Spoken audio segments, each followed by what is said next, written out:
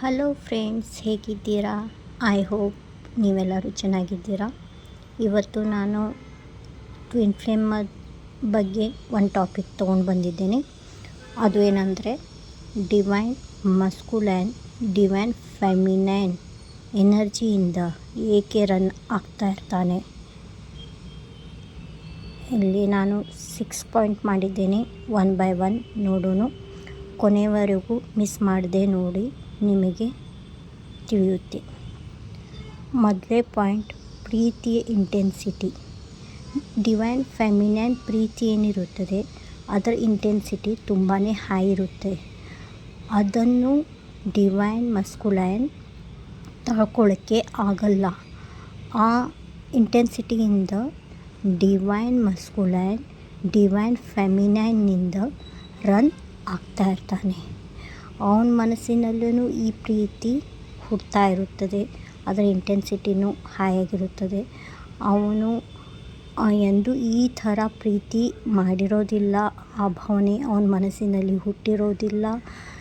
ಈ ಪ್ರೀತಿ ಇಂಟೆನ್ಸಿಟಿ ಎಲ್ಲಿ ತನ್ನನ್ನು ಹಾಳು ಮಾಡುತ್ತೋ, ಎಲ್ಲಿ ತನ್ನನ್ನು ತಾನು ಕಳ್ಕೋಬೇಕಾಗುತ್ತೋ ಅನ್ನೋ ಹೆದರಿಕೆಯಿಂದ ಡಿವೈನ್ ಮಸ್ಕುಲೈನ್ ಡಿವೈನ್ ಫೆಮಿನೈನ್ನಿಂದ ರನ್ ಆಗ್ತಾ ಇರ್ತಾನೆ.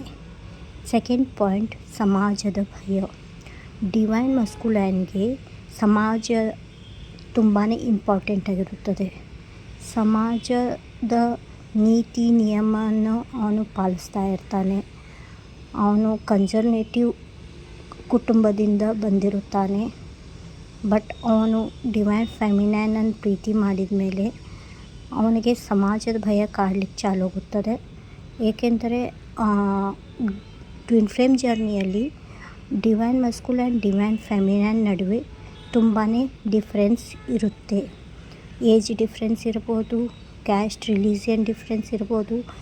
ಇದರಿಂದ ಅವನು ಸಮಾಜದ ಮುಂದೆ ಈ ಹುಡುಗಿನ ತಂದರೆ ಸಮಾಜ ನನಗೆ ಏನು ಅನ್ನುತ್ತೋ ಅನ್ನೋ ಹೆದರಿಕೆ ಡಿವೈನ್ ಮಸ್ಕುಲೈನಿಗೆ ಇರುತ್ತೆ. ಥರ್ಡ್ ಪಾಯಿಂಟ್, ಎಕ್ಸ್ಪ್ರೆಸ್ ಮಾಡುವ ಭಯ. ಡಿವೈನ್ ಮಸ್ಕುಲೈನ್ನು ಡಿವೈನ್ ಫೆಮಿನೈನಿಗೆ ಅಷ್ಟೇ ಪ್ರೀತಿ ಮಾಡ್ತಿರ್ತಾನೆ ಡಿವೈನ್ ಫೆಮಿನೈನ್ ಎಷ್ಟು ಡಿವೈನ್ ಮಸ್ಕುಲೈನ್ ಮಾಡ್ತಿರ್ತಾನೋ. ಬಟ್ ಅವನು ಡಿವೈನ್ ಫೆಮಿನೈನ್ ಮೇಲೆ ಕಂಟ್ರೋಲ್ ಮಾಡ್ಕೊಂಡಿರುತ್ತಾನೆ. ಅವನು ಆ ಕಂಟ್ರೋಲನ್ನು ಕಳ್ಕೊಳ್ಳೋಕ್ಕೆ ಇಷ್ಟಪಡುವುದಿಲ್ಲ. ಅದರಿಂದ ಅವನು ಎಂದೂ ಡಿವೈನ್ ಫೆಮಿನೈನಿಗೆ ತನ್ನ ಪ್ರೀತಿಯನ್ನು ಎಕ್ಸ್ಪ್ರೆಸ್ ಮಾಡಿರೋದಿಲ್ಲ. ಆಮೇಲೆ ಅವನನ್ನು ಕಳ್ಕೋ ಭಯನೂ ಇರುತ್ತದೆ. ಎಲ್ಲಿ ನನ್ನ ಪ್ರೀತಿ ಅವಳಿಗೆ ಕಂಡು ಅವಳು ಎಲ್ಲಿ ನನ್ನನ್ನು ಬಿಟ್ಟು ಹೋದರೆ ಹೇಗೆ ಅನ್ನೋ ಭಯ ಅವನಿಗೆ ಕಾಡ್ತಾ ಇರುತ್ತೆ.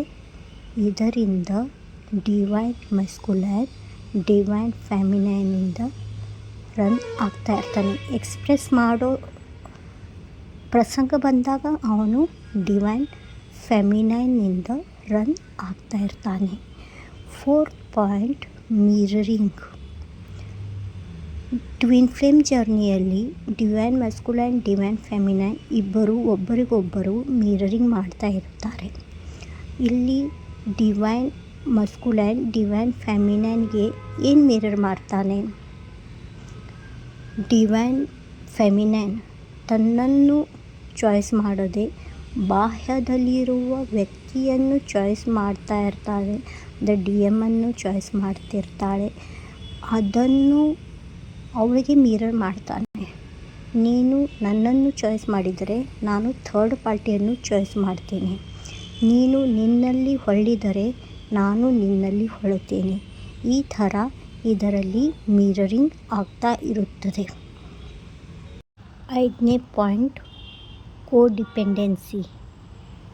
ಡಿವೈನ್ ಫೆಮಿನೈನ್ ಪೂರಿ ಥರ ಡಿವೈನ್ ಮಸ್ಕುಲೈನ್ ಮೇಲೆ ಕೋಡಿಪೆಂಡೆಂಟ್ ಆಗಿರುತ್ತಾಳೆ. ಅವನು ಇವಳನ್ನೇ ಮಾತಾಡಿದರೆ ಅಷ್ಟೇ ಅವಳು ಸಂತೋಷದಿಂದಿರುತ್ತಾಳೆ. ಅವನು ಇವಳನ್ನು ಮಾತನಾಡದಿದ್ದರೆ ಅವಳು ದುಃಖದಲ್ಲಿರುತ್ತಾಳೆ. ಅವಳು ಪೂರಿ ಥರ ಡಿವೈನ್ ಮಸ್ಕುಲೈನ್ ಮೇಲೆ ಕೋಡಿಪೆಂಡೆಂಟ್ ಆಗಿರ್ತಾಳೆ. ಅದು ಕೋಡಿಪೆಂಡೆಂಟ್ ಡಿವೈನ್ ಮಸ್ಕುಲೈನಿಗೆ ಇರಿಟೇಟ್ ಮಾಡ್ತಾ ಇರುತ್ತದೆ. ಇದರಿಂದ ಕೂಡ ಡಿವೈನ್ ಮಸ್ಕುಲೈನ್ ಡಿವೈನ್ ಫೆಮಿನೈನ್ನಿಂದ ರನ್ ಮಾಡ್ತಾ ಇರ್ತಾನೆ. ನೆಕ್ಸ್ಟ್ ಪಾಯಿಂಟ್ 6th ಕರ್ಮ. ಡಿವೈನ್ ಮಸ್ಕುಲೈನ್ ಡಿವೈನ್ ಫೆಮಿನೈನ್ ಇಬ್ಬರು ಒಂದೇ ಆತ್ಮ ಇರುವುದರಿಂದ ಇಬ್ಬರದು ಕರ್ಮ ಒಂದೇ ಇರುತ್ತದೆ. ಇಲ್ಲಿ ಪಾಸ್ಟ್ ಲೈಫ್ ಕರ್ಮ ಅಂತ ಹೇಳ್ಬೋದು. ಇಬ್ಬರದು ಪಾಸ್ಟ್ ಲೈಫ್ ಕರ್ಮ ಏನಿರುತ್ತದೆ ಅದು ಥರ್ಡ್ ಪಾರ್ಟಿ ರೂಪದಲ್ಲಿ ಟ್ವಿನ್ ಫ್ಲೇಮ್ ಜರ್ನಿಯಲ್ಲಿ ಎಂಟರ್ ಆಗಿರುತ್ತಾಳೆ. ಆಗ ಡಿವೈನ್ ಮಸ್ಕುಲೈನ್ ಆ ಕಾರ್ಮಿಕ ಹಿಂದೆ ರನ್ ಮಾಡ್ತಾ ಇರ್ತಾನೆ. ಯಾಕೆಂದರೆ ಡಿವೈನ್ ಫೆಮಿನೈನ್ ಡಿವೈನ್ ಮಸ್ಕುಲೈನ್ ಕರ್ಮ ಆ ಥರ್ಡ್ ಪಾರ್ಟಿಯಾಗಿರುತ್ತಾಳೆ.